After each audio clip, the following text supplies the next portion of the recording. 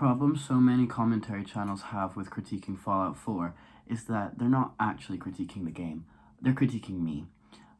Every time they flagrantly come for a supposed flaw in this game, what they're really saying is, Jebediah Crinkleboots, you need to kill yourself, because what am I if not the 400 hours I have spent in the Commonwealth? I can basically hear some of you screaming, Jebediah Crinkleboots, why are you trying to rewrite Fallout 4?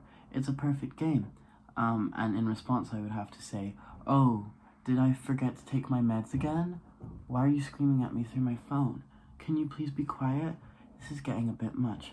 Help, help. And then once I would get over schizophrenia, because I don't really stick with any mental disorder once it becomes trendy, I would say, I thought Euphoria was perfect, until I rewatched it and realized that there was barely any scenes that had any child on adult sex. Only a couple. The beginning of things is always interesting, because that's where things start. That's where theme and stuff is introduced. However, what Fallout 4 forgot to do was to introduce motive.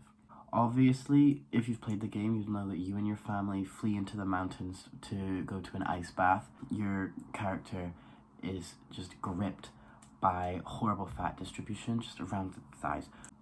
But unfortunately, things go a little wrong, and instead of getting a perfect hourglass figure and beating Twink death, your wife gets killed and your baby gets stolen from you. Which honestly is probably pretty good overall for your skin, because that's 2 stressor levels gone. Now you can just focus on being a wasteland baddie. Or at least I did, because the game wants you to focus on getting your dumbass child back. But if your child can't survive in the wasteland alone, then what fucking use is that gonna be? So the game doesn't introduce a proper reason for you to actually seek out Sean. I have written, an emotional relationship with that baby should be established in the pre-war canon by showing him being an influencer baby. I think Sean should have a very famous, maybe Instagram, or this is like the post-apocalypse or whatever, so I guess X. He has some memes.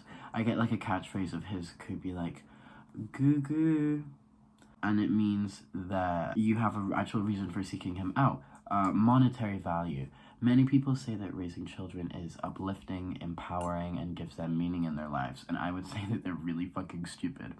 And that if you're not producing money, then you should kill yourself.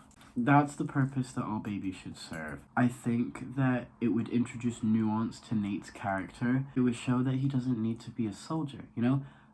He does the baby influencer thing for money, and he does the soldier thing because imperialist warfare is very appealing to him. It's like his hobby. And if you decide to play as Nora, then I guess we could probably make some slide commentary about how the justice system is unfair and derogatory. But that would mean coming for a girl boss who has empowered her way all the way through university, so I would never do that. I stand with the state. Alternatively, monetary value from Sean doesn't need to derive from his funny little catchphrases or his appearance as a baby. You could also be trying to seek him out to make your fortune via trading. It would have been nice if you had the ability to trade him for perhaps a roll of duct tape and a piece of bubblegum, but only if the bubblegum is low calorie, otherwise that's an insulting trade. Part 2, Concord. Many people have problems with Concord, probably because it's a dumbass name for a town. Concord sounds like concourse.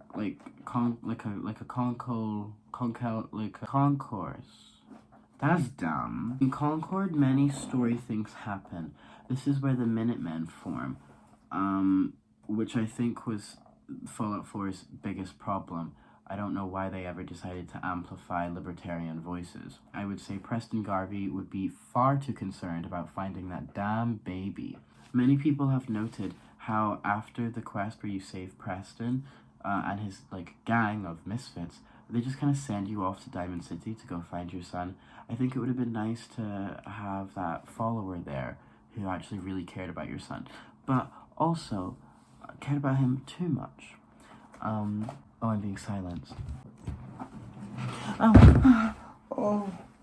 I survived the gang stalking. You may have noticed that my cell is being flooded with light right now. That's just because it is not night.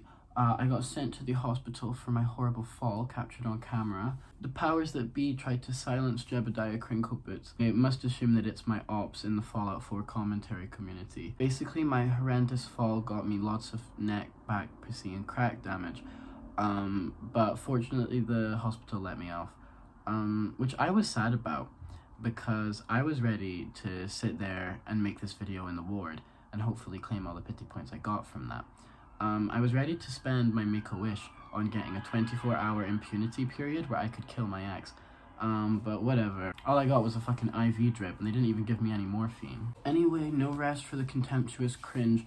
I believe we got up to the part where I was calling Preston Garvey a pedophile. Something blah blah, libertarian pedophile jokes, ha ha ha, point, clap, laugh, whatever. The more important people that we meet at Concord are the Longs. Many people hate Marcy Long, but that's just because she's a girl boss who stands up for her own rights and speaks her truth. Some of my contemporaries have called her a bitch, and I would just have to say, I painted my nails black in sympathy.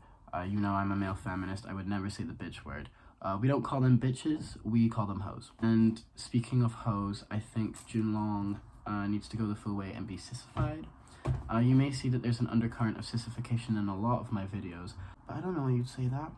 That's not there.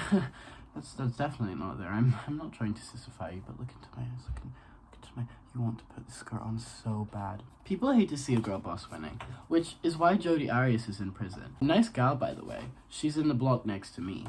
If you want to know the backstory of why I'm in prison right now, it has nothing to do with taxes. They still haven't caught me for that. SAG-AFTRA came after me. I think one of my contemporaries sold me out to the big studios. Rad King, if you're hearing this, I know you're jealous of my twink body and my beautiful petite stomach. You will never be me, and you will never have my 160 fans. Fuck you. But they found me, and they threw a paper bag over my head, and I thought, oh, Fiona Apple reference. And then they hit me over the head repeatedly, multiple times. And then they threw me here. They also killed my family, but the worst part is that this fucking place has a blue color scheme. And if you know Jebediah Crinkleboots, that's not my vibe. To me, blue always equals sadness, and I have a kind of childlike ephemerality and joy to me that can't be captured with a negative hue. But back to the topic at hand, I think Concord settlers, we should have had the ability to forcibly out Sturgis. If you don't know, he is a robot. I personally discovered this by murdering him and desecrating his bare naked corpse. It wasn't bare naked before I killed him. I found out he had a robot chip in him and I thought that sounded like a good time, but unfortunately it doesn't do much buzzing or vibrating. At least I haven't found out that yet. I'm still experimenting. I think that it would work really well setting up for Far Harbor, because as my previous video about the subject said, the moral of Far Harbor is that trans people are secretly coming for you and replacing you in your sleep, and the only diligent thing an upstanding citizen like us can do is forcibly out all trans people. I still would like to see what that robo body do though. Next in the script is rewriting the Brotherhood of Steel. Fallout 3, Brotherhood were harbingers of light and justice. Fallout New Vegas, they were totalitarian in their bunkers. And Fallout 4, now they are going to be podcasters. They're currently utilizing the radio to send out a broadcast signal for help. And I think that's sissy shit. I think no one wants to hear that. I think put on some German tech music and talk about your feelings.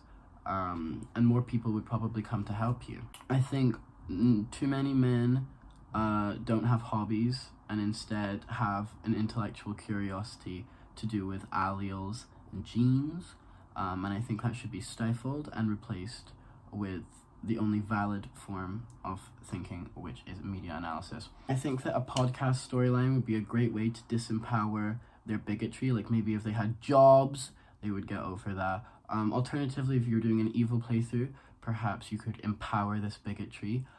Maybe you could introduce them to the world of Red Scare.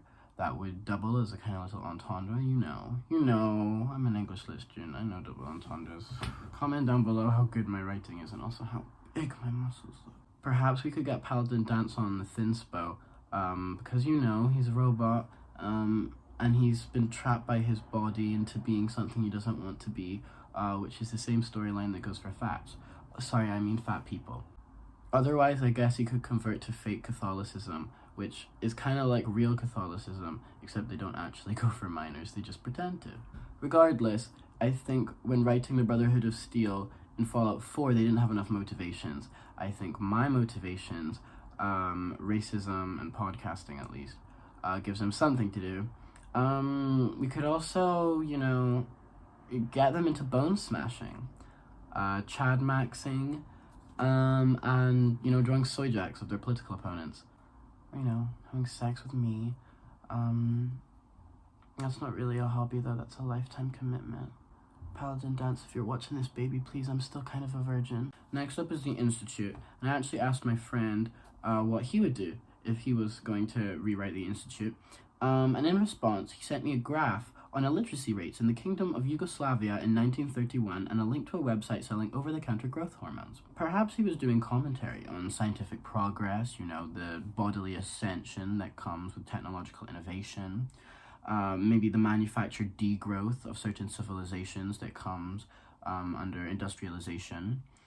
Or maybe he's just a eugenicist. You never really know with Boys from Yubo, which, I mean, you would never expect that the app designed to set up kiddie sex would be so problematic. Perhaps in retrospect he was just calling me stupid, but one of us is a part-time influencer and a full-time victim who's very successful in their chosen fields, and the other one has a 4-inch penis despite injecting growth hormones directly into their piss slit. So I don't know who's winning more. Basically, in writing the Institute, they should do more slavery, maybe. Now, finally, we come to the railroad. In the original game, the railroad are set up as having problems due to their passivity. They have some good thinkings, but how do they do enacting in practice? How are they making? Well, their problem is not their passivity. It's that I'm the only one with a crippling downer addiction in the entire movement. It's a hippie movement, so I don't know why there isn't more psychedelic usage. And I don't know why I am the only one with a chill stoner vibe. I think that it was kind of lore inaccurate that none of the synths were culturally appropriating. If the whole job of the railroad is to give new identities to these people, they have to come into their own. And personally, I wouldn't have come into my own if I didn't have a 2 or maybe 3 or maybe a 10-year journey on becoming a mixed Latina Japanese man. I don't know if I would have been able to make the Jebediah Crinkleboots channel if I hadn't watched Danganronpa when I was 11 and High School DxD when I was 10. I think we need to see more innovative names too. I mean, if they're choosing their own identities, where did all the socks go? Where's all the lemons? Where's all the limes? Apart from Desdemona's belly, big fat heifer. Sorry, no. And personally, I think if they were going to create their own identity, I don't know how they could do that without being groomed on post-war kick. Truly, that's the thing that I would miss out the most on if I was in the apocalypse. The idea of living in a world with massive big creature bugs, it does actually turn me on a little bit. But if there was no old adult men to back it up, then I would probably kill myself. Thank you all for watching. I hope you liked my writings, and maybe I would encourage you to write. Or not, actually, because I don't value competition. Bethesda, if you're watching this, any game that you make can be improved if you let me have sex with Paladin Dance. Please let me have sex with Paladin.